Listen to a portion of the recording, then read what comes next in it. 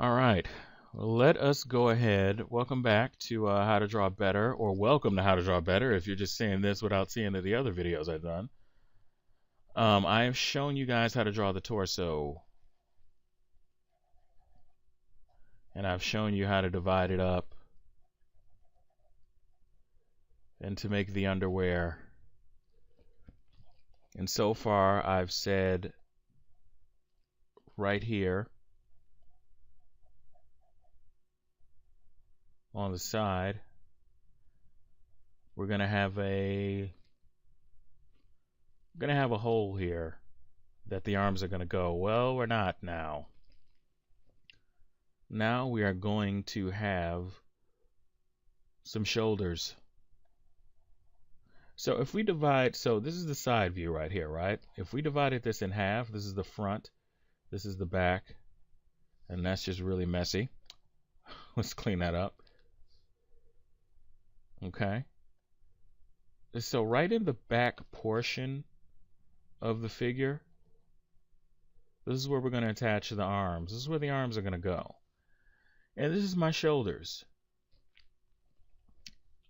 Now, the shoulder is very complicated and it screws lots of people up, but fear not.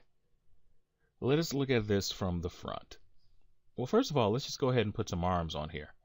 So as most of you have probably been doing, for right now, we're going to put a representation of a triangle for the hand. That's all I want right now. And then we're just going to put in some, now, we're going to divide that in half, obviously. And we're going to put in some cylinders here. And pay attention to what direction your cylinders are going. Right? So you see how this is changing direction, and we got the little ball right here. I look right now and I could tell that this arm is going to be a little bit too big. It might be a little bit too big, so I'm keeping that in mind as I'm constructing this figure. And your hand pretty much hits right where the mid-thigh, more or less it does. So your hand hits somewhere. Everybody's arm length is different. So that's why I like to give you guys approximations. Like right here, I drew the upper arm a little bit too long, so I'm just going to bring it up. And then I'm going to extend the bottom portion of the arm. And that's what you're doing as an artist. You're readjusting stuff. You're like, oh, wait a minute, this is a little bit too forward, this is too small, this doesn't make any sense, why am I drawing this? So you do a lot of that, but I want to analyze the arm a little bit more. This upper arm and the shoulder. Now, the shoulder is, for our mannequin, what I want you to keep in mind is that the shoulder, it's in three parts. There's the front of it, and this is from the side. There's the middle, and there's the back portion of the shoulder. When you're drawing the mannequin from the front, let's do a really quick front mannequin here. We know that we're going to go across the top where the collarbone is at. We got our little U here.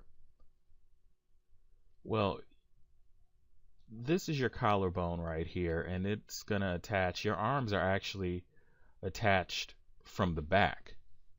They're not really attached from the side. They're attached through your scapula, which we'll get into that in a later lesson.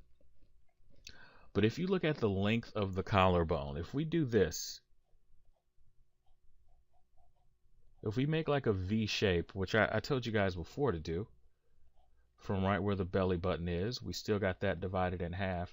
If we make a V shape, that's right where your arms are going to be attached. So that's something to keep in mind as you draw the figure. So now we got a V shape. I didn't want to give that to you in the last lesson because I think it's a lot. So we got the V-shaped, and what we're gonna do is your collarbone. It's almost like a handlebars. It's and these are the ugliest handlebars I've ever seen ever. But your collarbone is essentially like that. So if you think of it, it doesn't have to be. I'm over exaggerating this, by the way. So that's your collarbone. Right here, we got a U shaped. So in the middle right here of your collarbone, where it's going to go to the back, because what happens is that your scapula comes up this way on both sides. Okay. So right about here is where your shoulder is going to be attached. Right in the middle is where your shoulder is going to be attached. Right? And again, if we're looking at it this way, right in this area, that's where my shoulder is. And your shoulder, it's kind of a fat triangle, more or less, almost heart-shaped. So that is how your shoulder is attached.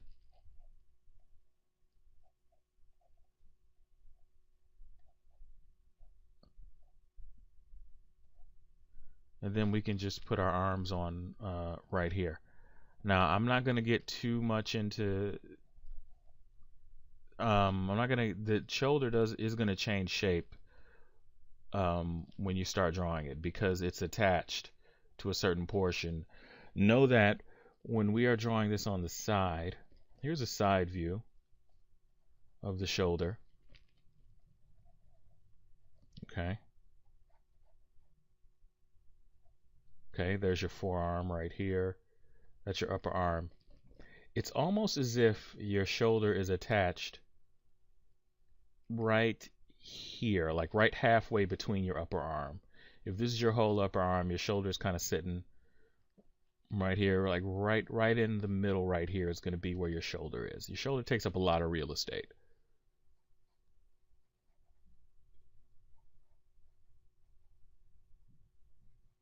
Oh, I got to recalibrate this. But your shoulder takes up a lot of real estate on your body. So when you're drawing huge characters, if you notice when people draw like the Incredible Hulk, they'll draw these big, massively huge shoulders, but the chest will be very small. And this is not a great example, but I'm going to keep this in anyway. Okay, here we go. There we go. I'm just starting to recover this drawing because it was starting to look a little bit bad right there for a second. So you see when you see these huge characters, you'll notice that their shoulders are really big. I even draw big arms with certain characters. You know, you can draw a large back, but you notice the chest is always really small. If you go and look at some drawings in the Incredible Hulk, you'll see that the chest isn't as big as you probably thought it was. And if the character's really big, then it's got a smaller head. Right? So we can even exaggerate that. So you could see that the shoulders is what makes a character huge, and your shoulders are attached in the middle of your collarbone. So you see that? That is that's a weird angle for me to draw that at. But anyway, you guys see what I'm getting at. Or at least I hope. And this doesn't quite look right. It'd probably be over here more because I didn't put the other trapezius muscle in there. But that's not what I was trying to show you. And not what I was trying to show you at all. And I'm getting all obsessive about it. Here we go. That's a little bit better. So as you could see,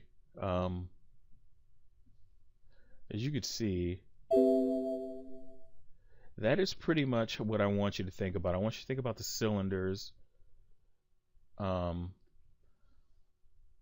the figure. So even if we drew Torso Man over here, and what did I say? I said divide this in half. That's the chest. That's the pelvis area. Let's say we're drawing Cylinder Man. He's Captain Cylinder. We are looking at the side of him like this. So I would almost right now, for our mannequin purposes, let's just draw some little ovals. I mean, I want you to keep in mind that this is going to be the shape of your shoulder, but just for our purposes right now, for our arms, we're just going to throw in some cylinders. And I know this was a big, long explanation for it to just draw cylinders because you're going to have to readjust it anyway. I'm slowly giving you guys adjustments. And actually, this right here looks, I got to fix this up right here. Because this, I could probably stand to put this on the bottom of them. Give them some underwear. That looks a lot better right there. But I want you guys to be able to turn these figures in. If you're thinking about the shoulder, by the way, if you could think about the shoulder as a piece of armor, I forgot, pauldrons or I forgot how you say it, but anyway. And it's going to be attached in three places. It's attached to your front, and it's also attached to the back. I'll show you guys where it's attached at when we get into that, to the anatomy, and it's attached almost in the middle of your upper arm. So that is pretty much, it's not really difficult to draw the arms. Really, the only thing I really want you guys to think about is just drawing cylinders. For the shoulder, I want you to draw an oval. Just draw some ovals. Now keep in mind that when we are drawing the mannequin, if something is behind, something is in front, and that is behind. We can draw through this, but eventually you're going to have to erase this portion right here to show the relationship of something being in front and behind. Uh-oh. I got malware bites. I didn't care if that popped up, by the way. I don't know if you guys saw that. I don't even know if this is recording that. But malware bites, very important. I don't work for them, no. And so I guess I just turned this into the back. And so here, when your arms are coming in, with your arms and your legs, this is where all that cylinder training, all that stuff that you guys were doing in lesson 1, where you were putting the cylinders together and putting them together with circles, it's exactly what you're doing with the arms, except you only got 2 cylinders to worry about. That's it, 2 cylinders and a joint, a sphere. That's all you got to worry about. See that? We know that we could put the sphere right there. Look at that. This is what I had you guys doing in lesson 1. If you want to get a little bit more advanced, for my advanced students, here's a shape for the lower arm.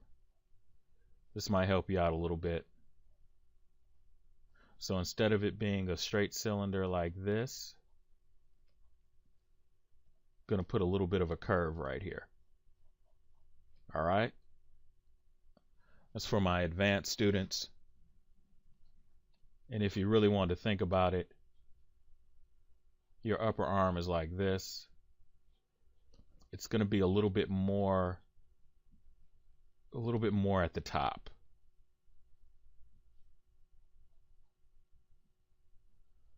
That's going to be the shape of your arm. And then we're going to put, like right in between here, we're going to attach our shoulder. It's going to come to the top of it like that. So in a nutshell, that's the arm. Just think about the cylinders. I just want you guys to get the poses. So far, you should be going back and doing all those poses with the torso, and you should be adding arms, and then we're going to add the legs, and we are going to be done with the mannequin, and then we can get into the fun stuff, the anatomy, and we're just going to go through that, and it'll be a grand old time. All right, thanks to everybody who's been supporting me and helping me spread the word and get these lessons out. It means a lot to me. Thank you guys very, very much. All right, and I'll see you in the next lesson.